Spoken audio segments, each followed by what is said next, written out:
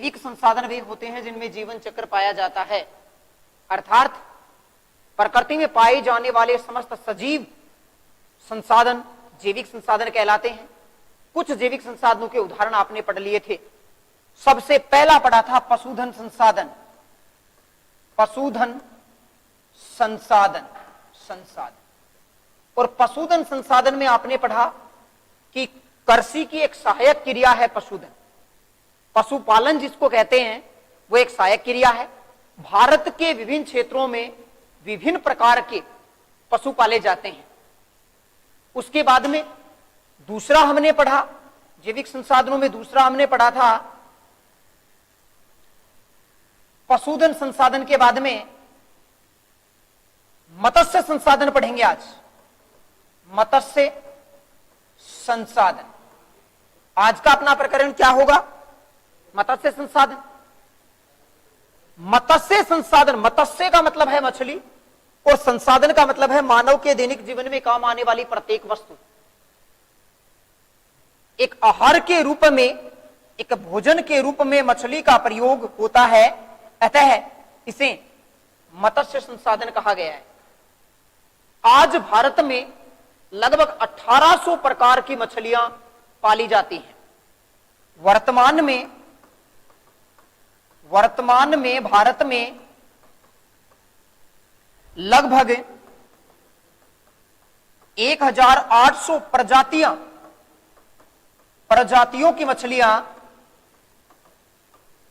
मछलियां पाली जाती हैं। अर्थात आज भारत में लगभग 2000 के आसपास प्रकार की मछलियां पाली जाती हैं। मुख्य रूप से मत्स्य उत्पादन जो है उसका महत्व देखिए, मत्स्य संसाधन का महत्व देखिए। संसाधन का महत्व, मत्स्य संसाधन के महत्व का मतलब क्या है कि मछली पालन जो है उसके लाभ क्या है, उनका महत्व क्या है। सबसे पहला महत्व है मत्स्य उत्पादन का, पहला कि मछलियों से प्रोटीन युक्त आहार प्राप्त होता है। इनसे मतलब मछलियों से प्रोटीन युक्त आहार प्राप्त होता है। प्रोटीन युक्त आहार मतलब भोजन, संतुलित भोजन मिलता है, ये कह सकते हैं हम। दूसरा है कि मत्स्य उत्पादन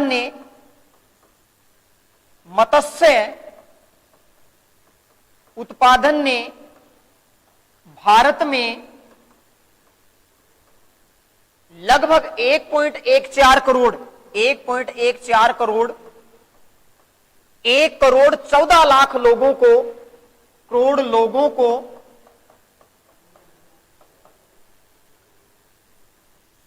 रोजगार दे रखा है, रोजगार उपलब्ध करा रखा है, उपलब्ध।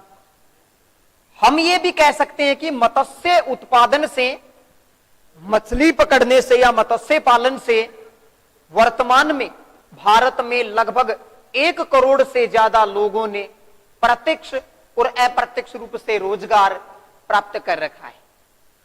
तीसरा है कि मछलियों के उत्पादन के बाद जब उनका निर्यात किया जाता है तो इससे विदेशी मुद्रा की प्राप्ति होती है।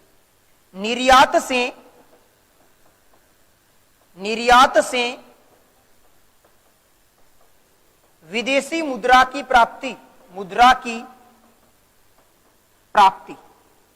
जब भारत में समुद्री क्षेत्रों से मछलियां पकड़ करके बेची जाती हैं, तो दूसरे देशों में जब उनको भेजा जाता है तो विदेशी मुद्रा प्राप्त होती है, देश की आर्थिक स्थिति मजबूत होती है और सहायक उद्योगों का विकास होता है इससे। चौथा है सहायक उद्योगों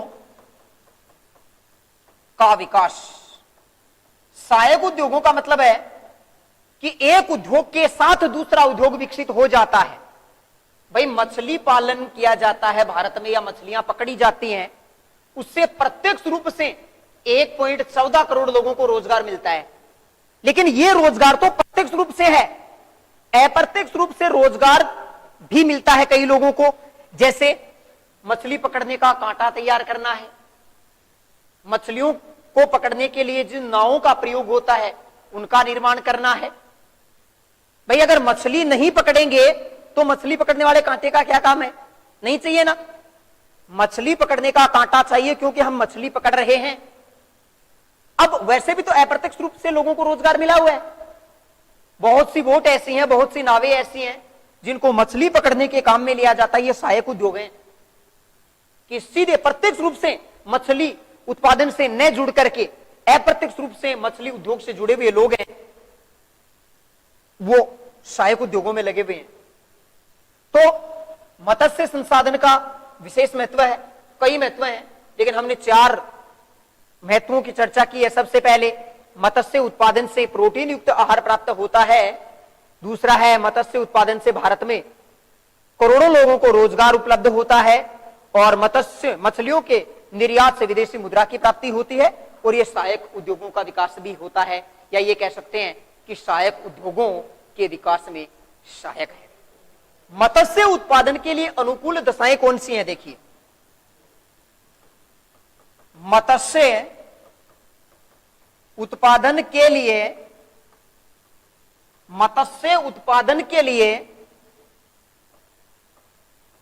अनुकूल दशाएं, मत्स्य उत्पादन के लिए अनुकूल दशाएं का मतलब है कि वे कौन सी परिस्थितियां हैं जिनमें मछली पालन किया जा सकता है या मछली पालन करें तो उत्पादन अधिक मिलता है। सबसे पहला है छिछले समुद्र। छिछले समुद्र, छिछले समुद्र का मतलब क्या है? स्वच्छ समुद्र। भाई समुद्र में जब मछली पालन होता है और इसमें ये जो जल होता है, अगर ये स्वच्छ होगा जल, तो सूर्य की किरणें इस जल में आसानी से मछलियों तक पहुंच सकेंगी और मछलियां इस ऑक्सीजन से अपना भोजन बना पाएंगी। अगर ये जल अशुद्ध है, समुद्र का जल अशुद्ध हो गया तो सूर्य की किरणें मछलियों तक नहीं पहुंच पाएंगी और उन्हें भोजन बनाने में कठिनाई होगी, इसलिए वो अधिक उत्पादन नहीं दे पाएंगी। तो छिछले समुद्र मतलब स्वच्छ समुद्र या समुद्र का पानी स्वच्छ होना चाहिए। दूसरा है नदियों का मुहाने। नदियों के मुहाने, मुहाने का मतलब क्या होता है? मुहाने का मतलब होता है किनारा। नदियों के मुहाने मतलब नदियों के किनारे। नदी के बीच की अपेक्षा नदियों के किनारों पर मत्स्य उत्पादन अधिक होता है क्योंकि वहां सूर्य की किरणें आसानी से पहुंच जाती है। नदियों के बीच की अपेक्षा समुद्र के जिस प्रकार समुद्र के किनारे होते हैं उसी प्रकार जो नदियों के किनारे होते हैं उन किनारों पर भी मत्स्य उत्पादन अधिक होता है। ठंडी व गर्म जल धाराओं का मिलन स्थल। तीसरा है ठंडी व गर्म जल धाराओं का मिलन। ठंडी जलधारा और गर्म जलधारा जब आपस में मिलेंगी तो ठंडे पानी का तापमान बढ़ जाएगा और गर्म पानी का तापमान है वो घट जाएगा। देखिए, मत्स्य उत्पादन के लिए समुद्र में पानी गर्म और ठंडे दोनों का तालमेल होना जरूरी है। अगर पानी बहुत ज्यादा ठंडा है तो भी मछलियां नहीं पाल पाएंगे, मत्स्य उत्पादन नहीं होगा। और यदि जल गर्म है तो भी मत्स्य उत्पादन नहीं होगा।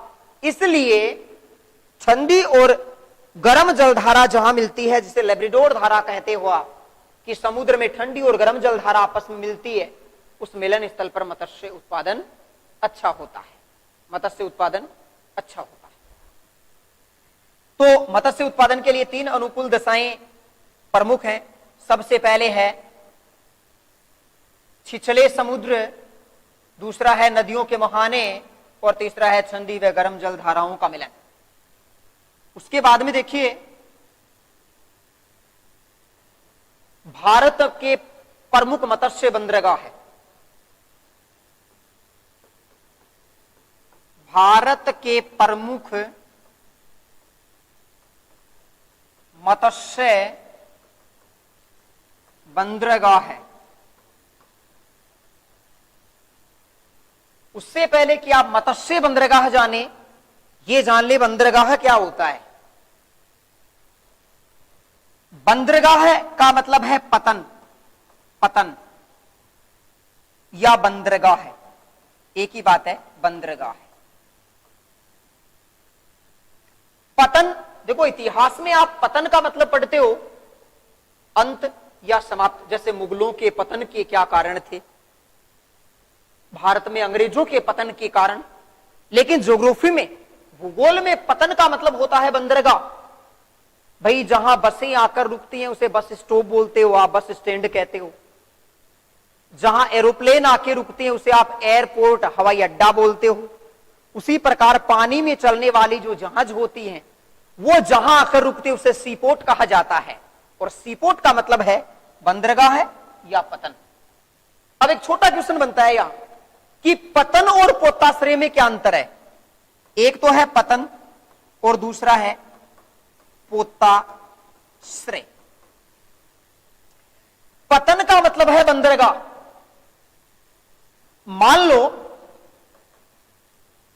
ये समुद्र है, ये है समुद्र और ये जल है समुद्र में।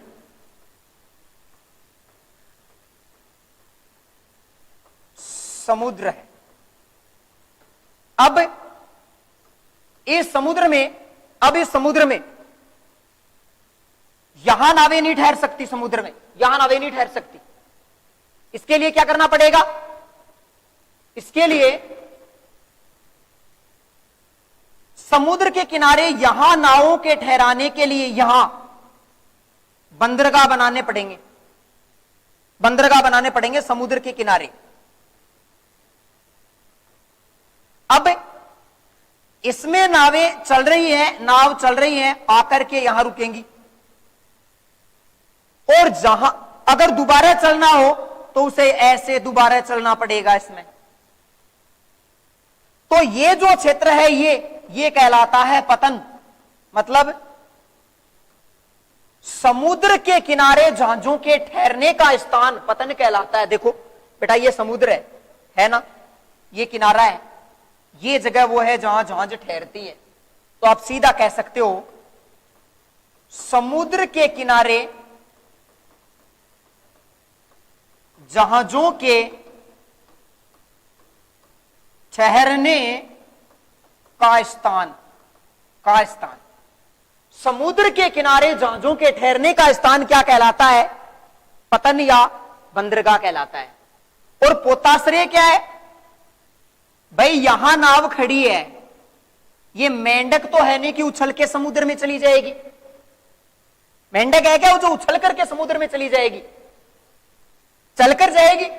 और चलने के लिए इसे मार्ग की जरूरत पड़ेगी नहीं पड़ेगी। ये समुद्र के किनारे ये जो पतन है, इस पतन से चलकर के जब समुद्र में प्रवेश करेगी ये प्रवेश मार्ग ही पोताश्रय कहलाता है। पोताश्रय क्या समझे, समुद्र के किनारे जहाजों के ठहरने का स्थान पतन कहलाता है। और पतन से समुद्र में प्रवेश करने का मार्ग ही क्या है, पोताश्रय है। इसे गोदी भी कहते हैं। आपने पढ़ा होगा कि भारत में सबसे बड़ा पतन, सबसे बड़ा बंदरगाह मुंबई बंदरगाह है जिसमें 54 गोदियां हैं। मतलब 54 गोदियों का मतलब क्या है कि मुंबई 54 नावों को एक साथ गोद में उठा सकता है। और गोद में उठाने का मतलब क्या है कि एक साथ 54 जो नावें हैं वो समुद्र में प्रवेश कर सकती हैं, समुद्र में प्रवेश कर सकती हैं। तो पतन और पोताश्रय देख लिया। अब देखो बेटा हम पढ़ रहे थे भारत के प्रमुख मत्स्य बंदरगाह। बंदरगाह है मतलब समुद्र के किनारे जहाजों के ठहरने का स्थान। आपने प्रायद्वीपीय भारत देखा होगा। द्वीप और प्रायद्वीप में क्या अंतर है, चारों ओर पानी से घिरा हुआ क्षेत्र द्वीप कहलाता है या पानी के बीच में उभरा हुआ क्षेत्र द्वीप कहलाता है बेटा, एक ही बात है। एक ही बात है। देखो ये क्षेत्र है पानी का, पानी है ये, या ये मान लो ये स्थल है, ये है स्थल, स्थल, और इस स्थल के चारों ओर ये पानी भरा हुआ है, ये पानी है, ये स्थल है, ये स्थल है, और ये है जल। हम इसे क्या कहेंगे? ये क्या है? ये द्वीप है, आप इसे द्वीप कह सकते हो। अब इसे दो तरीके से परिभाषित कर सकते हो आप। देखो एक तो ये कि समुद्र के बीच में उभरा हुआ क्षेत्र, देखो चारों ओर समुद्र है क्या नहीं है? इसके बीच में ये भाग ऊपर उठा हुआ है कि नहीं उठा हुआ है? हमने कह दिया कि समुद्र के बीच में ऊपर उठा हुआ क्षेत्र क्या है? क्या है? द्वीप है।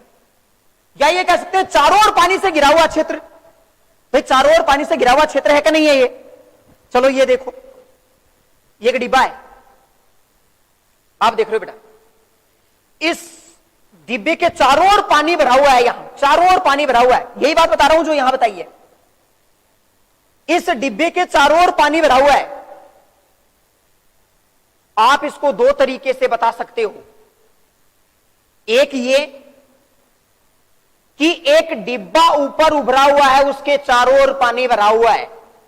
सही बोला हूं कि एक डिब्बा ऊपर उभरा हुआ है, उसके चारों ओर क्या भरा हुआ है? पानी भरा हुआ है। दूसरे शब्दों में आप इसे यह भी कह सकते हो कि पानी भरा हुआ है और पानी के बीच में एक डिब्बा उभरा हुआ है ऊपर। एक ही तो बात है। तो ये पतन है बेटा, द्वीप है, द्वीप, चारों ओर पानी है, इसके बीच में उभरा हुआ क्षेत्र क्या कहलाता है? द्वीप कहलाता है। हम ये कह सकते हैं कि चारों ओर पानी से घिरा हुआ क्षेत्र द्वीप कहलाता है, और तीनों ओर पानी से घिरा हुआ क्षेत्र प्रायद्वीप कहलाता है। अगर आप प्रायद्वीपीय भारत देखेंगे, अगर आप प्रायद्वीपीय भारत देखेंगे तो भारत की स्थिति आपको ये नजर आएगी। ये है अरब सागर, अरब सागर, ये है बंगाल की खाड़ी, बंगाल की खाड़ी, और ये पूरा का पूरा हिंद महासागर है, हिंद महासागर, हिंद महासागर। हम चर्चा नहीं करेंगे नीचे श्रीलंका की, क्योंकि हम तो पढ़ के आ रहे हैं। देखो बेटा, हम पढ़ रहे हैं भारत के प्रमुख मत्स्य बंदरगाह है, केवल भारत की। तो प्रायद्वीपीय भारत यह है क्योंकि ये तीनों ओर पानी से घिरा हुआ है, और तीनों ओर पानी से घिरा हुआ क्षेत्र प्रायद्वीप कहलाता है। तीनों ओर देखो बेटा, ये बंगाल की खाड़ी है, अरब सागर है, हिंद महासागर है, ऊपर भारत है, ऊपर फिर चीन आ जाएगा, हिमालय पर्वत आ जाएगा, वो स्थल है। एक और स्थल से तीनों ओर पानी से घिरा हुआ है, इसलिए प्रायद्वीप है। ये जो दो किनारे हैं इसे समुद्र तटीय क्षेत्र कहते हैं, समुद्र तटीय क्षेत्र कहा जाता है। इसे क्या कहा जाता है? समुद्र तटीय क्षेत्र कहा जाता है। दो किनारे हैं ये पूर्वी तट है, पूर्वी तट, पूर्वी तट, और ये पश्चिमी तट है, पश्चिमी तट है। ये पूर्वी तट है, ये पश्चिमी तट है। भाई तट मानी किनारा, ये पूर्व दिशा है। अगर आप दिशाओं की बात करें तो ऊपर की दिशा हमेशा उत्तर होती है, नीचे की दक्षिण मानचित्र में। ऊपर की उत्तर, नीचे की दक्षिण। अब पूर्व दिशा कौन सी है? आप ये बोर्ड देख रहे हो, इस बोर्ड पर जब आप लिखोगे आपके दाएं हाथ की तरफ पूर्व दिशा होगी, और इस बोर्ड पर आप ऐसे थोड़ी लिखोगे, इस बोर्ड पर आप ऐसे लिखोगे। लिखने के लिए घूमना पड़ेगा कि नहीं घूमना पड़ेगा? जब आप घूमोगे तो देखो दायां हाथ ये जा रहा है बेटा, तो ये कौन सी दिशा है? पूर्व, और बाएं हाथ की तरफ कौन क्या हो गया? पश्चिम हो गया। इसलिए ये पश्चिम तट है, ये पूर्वी तट है। भारत में कुल 12 प्रमुख अंतरराष्ट्रीय पतन हैं, प्रमुख अंतरराष्ट्रीय, अंतरराष्ट्रीय पतन है। 12 प्रमुख अंतरराष्ट्रीय पतन हैं, जिसमें से 6 पूर्वी तट में और 6 पश्चिमी तट में। 6 पूर्वी तट में और 6 पश्चिमी तट में है। ये जो पूर्वी तट है 6 इसमें है और 6 पूर्वी तट में। इसके अलावा 185 छोटे, 12 प्रमुख अंतरराष्ट्रीय और 185 छोटे व मझले पतन हैं। मझले पतन हैं जो देश की आंतरिक सीमाओं पर किसी नदी के किनारे, किसी नहर के किनारे, किसी झील के किनारे बने हुए हैं। उसके बाद में हम पढ़ेंगे भारत में मत्स्य प्राप्ति क्षेत्र। उसके बाद में अगला पॉइंट आता है भारत में मत्स्य प्राप्ति क्षेत्र। भारत में मत्स्य प्राप्ति क्षेत्र, भारत में मुख्य रूप से 5 मत्स्य प्राप्ति क्षेत्र हैं। सबसे पहला है समुद्र तटीय क्षेत्र। पहला है समुद्र तटीय क्षेत्र, जो अभी अभी आपने ऊपर पढ़ा है वो समुद्र तटीय क्षेत्र है बेटा। ये समुद्र तटीय क्षेत्र ये है, देखो पूर्वी और पश्चिमी दो तट हैं। यहां जो मछलियां पकड़ी जाती हैं वो समुद्र तटीय क्षेत्र की मछलियां कहलाती हैं। उसके बाद में दूसरा नदमुख या नदीमुख मत्स्य क्षेत्र।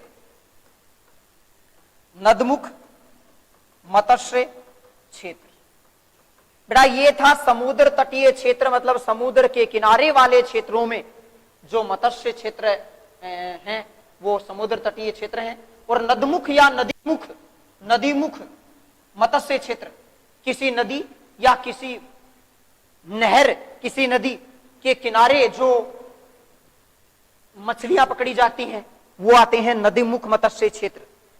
तीसरा मीठे जल के मत्स्य क्षेत्र। तीसरे हैं मीठे जल के मत्स्य क्षेत्र। मीठे जल के मत्स्य क्षेत्र में मुख्य रूप से तालाब, झील, झरने ये आते हैं बेटा। किसी तालाब में मछली पालन हो सकता है, किसी झील में हो सकता है। तो तालाब या झील में कोई मत्स्य उत्पादन होता है वो है मीठे जल के मत्स्य क्षेत्र। एक बेटा मोती मत्स्य क्षेत्र।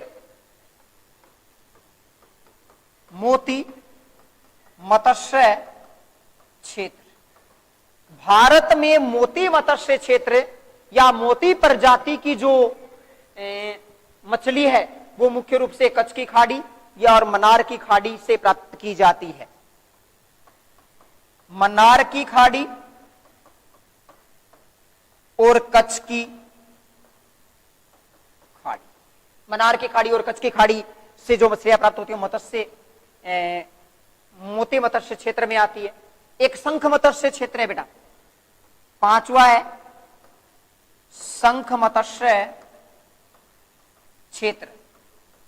मोती और शंख दोनों प्रजातियां हैं मछलियों की। तमिलनाडु, केरल और गुजरात शंख मत्स्य क्षेत्र में आते हैं। तमिलनाडु, केरल और गुजरात का कुछ क्षेत्र। गुजरात, तमिलनाडु, केरल, गुजरात प्रमुख मत्स्य क्षेत्र हैं, शंख मत्स्य क्षेत्र की श्रेणी में शामिल है। उसके बाद में अगला पॉइंट इसमें आता है उत्पादन एवं व्यापार। मत्स्य उत्पादन एवं व्यापार। मत्स्य उत्पादन एवं व्यापार। विश्व में मत्स्य उत्पादन में भारत विश्व में दूसरे स्थान पर है। मत्स्य उत्पादन में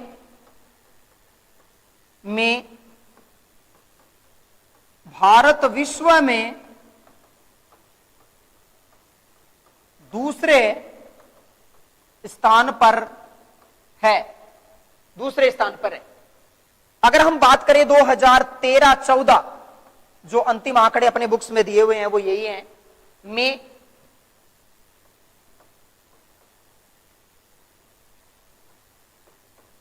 सन 2013-14 में 95.80 लाख मतलब 95,80,000 टन मछलियां पकड़ी गई।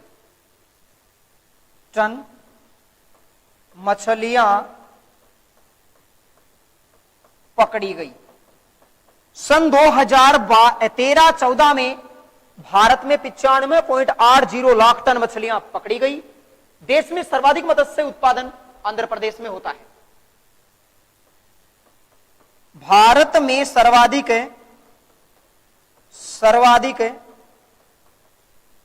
मत्स्य उत्पादन एपी मतलब आंध्र प्रदेश में होता है। भारत में सर्वाधिक मत्स्य उत्पादन कहां होता है? आंध्र प्रदेश में। 2 मिनट में दोबारा रिवाइज करूंगा। अब तक आपने क्या पढ़ा है आज एक बार दोबारा देखेंगे आप सभी बच्चे, बोर्ड पर ध्यान देंगे। देखो बेटा, हम पढ़ रहे थे जैविक और अजैविक संसाधन। जैविक संसाधनों में आज हम पढ़ रहे थे मत्स्य उत्पादन या मत्स्य पालन। मत्स्य उत्पादन वर्तमान में भारत में लगभग 1800 प्रजातियों की मछलियां पाली जाती हैं। वर्तमान में भारत में 1800 प्रजातियों की मछलियां पाली जाती हैं। इनका महत्व क्या है? देखो, सबसे पहला था इसमें प्रोटीन युक्त आहार प्राप्त होता है। मत्स्य उत्पादन में भारत की 1.14 करोड़ लोग रोजगार प्राप्त किया है लोगों ने, और निर्यात से विदेशी मुद्रा प्राप्त होती है इनसे, और ये सहायक उद्योगों के विकास में सहायक है। उसके बाद में दूसरा अपना पॉइंट था आज का, मत्स्य उत्पादन के लिए अनुकूल दशाएं। तो मत्स्य उत्पादन के लिए छिछले समुद्र होने चाहिए। छिछले समुद्र का मतलब क्या है बेटा? स्वच्छ समुद्र होना चाहिए, नदियों के मुहाने पर, और ठंडी और गर्म जलधाराओं का मिलन जहां होता है वहां मछलियां उत्पादन अधिक देती हैं। अगर हम बात करें भारत के प्रमुख मत्स्य बंदरगाहों की, तो भारत में कुल 12 प्रमुख अंतरराष्ट्रीय व 185 छोटे व मझले पतन हैं। मझले पतन है मतलब छोटे पतन है। अगर भारत में मत्स्य प्राप्ति क्षेत्र की बात करें तो 5 मत्स्य प्राप्ति क्षेत्र हैं। सबसे पहला समुद्र तटीय क्षेत्र, दूसरा है नदमुख मत्स्य क्षेत्र, तीसरा है मीठे जल के मत्स्य क्षेत्र, चौथा है मोती मत्स्य क्षेत्र, 5वां है शंख मत्स्य क्षेत्र। मत्स्य उत्पादन में व्यापार, अगर हम बात करें व्यापार की इनके, तो मत्स्य उत्पादन में भारत में विश्व का दूसरा स्थान है, या भारत का विश्व में दूसरा स्थान है। सन 2013-14 में 95.80 लाख टन मछलियां पकड़ी गई थी। भारत में सर्वाधिक मत्स्य उत्पादन आंध्र प्रदेश में होता है। इसके बाद में हम पढ़ेंगे जल संसाधन। जल संसाधन क्या होता है? जल संसाधन, जल संसाधन जैविक है या अजैविक संसाधन है? यदि जैविक है तो क्यों? क्या इन्हें पुनः उत्पन्न किया जा सकता है?